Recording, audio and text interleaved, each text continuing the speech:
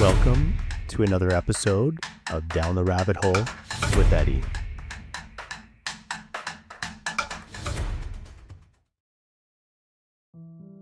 It was supposed to be an ordinary day in the quiet town of Sylvan, Victoria, Australia. But on August 29, 2016, something happened that would baffle the nation and puzzle psychologists and investigators for years to come. Without warning, a family of 5, Mark and Jacoba Tromp, and their 3 children, Ella, Rihanna, and Mitchell, suddenly fled their home, abandoning their phones, passports, and credit cards.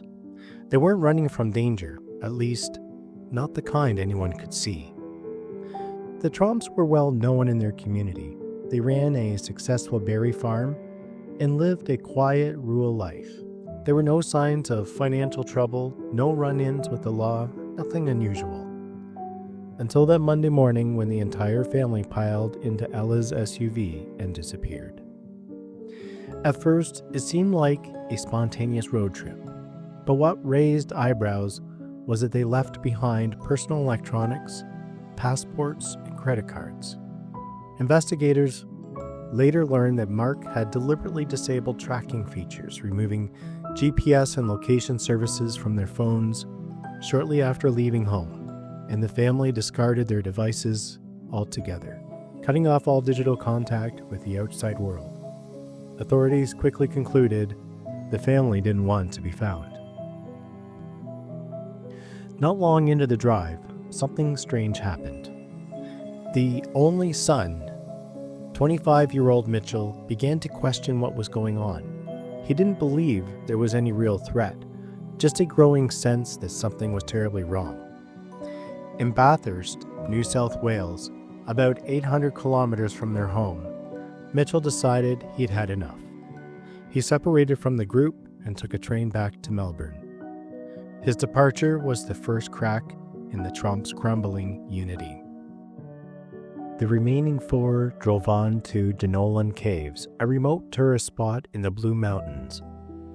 There, 22-year-old Rihanna and her older sister Ella also began to panic.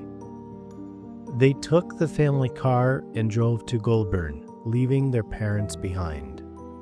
Strangely, they reported their parents missing to the police, despite voluntarily leaving them.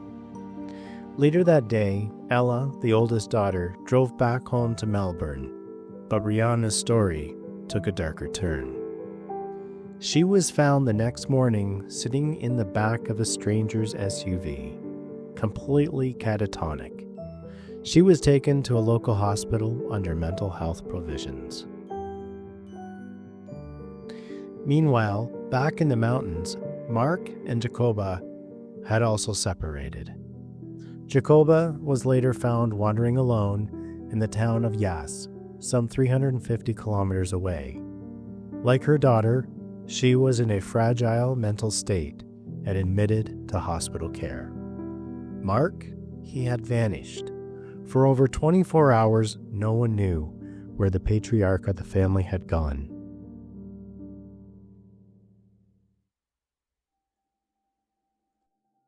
He was finally located in the downtown of Wangaratta, 5 days after they had all left home. But his reappearance only made the mystery deeper. Mark had reportedly stolen a car and was spotted running from a local woman. He was disoriented, paranoid, and hiding in a nearby dam before being apprehended by police.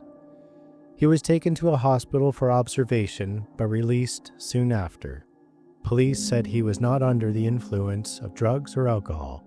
Incredibly, no charges were laid against any family member. With all 5 members finally found, the public was left with one burning question. What happened? Investigators and psychologists believed the family experienced a rare condition called folie plaisir, a shared psychosis. Essentially, it's a psychological phenomenon where a delusion is passed from one individual to others, particularly among close-knit groups under stress. Experts speculate that Mark, the father, may have had severe mental breakdown, one that spread to his wife and daughters through emotional contagion. Mitchell, having remained skeptical throughout, may have been the most psychologically resilient. But why? Why would such a stable, hardworking family unravel so quickly? Some point to financial stress, others mention possible fears of persecution or paranoia. There were no drugs, no cults, no past history of mental illness, just 5 people lost in their own minds. In the weeks that followed, the Tromp family quietly returned to their lives. They never gave a full explanation. Ella briefly spoke to the media, simply saying, "It's very confusing. I still feel confused." The family asked for privacy, and no further statements were released. Their farm resumed operations. Life appeared to be going back to normal. But for many, the mystery of the Tromp family remains one of the most bizarre, modern examples of shared psychological breakdown. A reminder that sometimes the scariest mysteries don't come from outside threats. They come from the mind.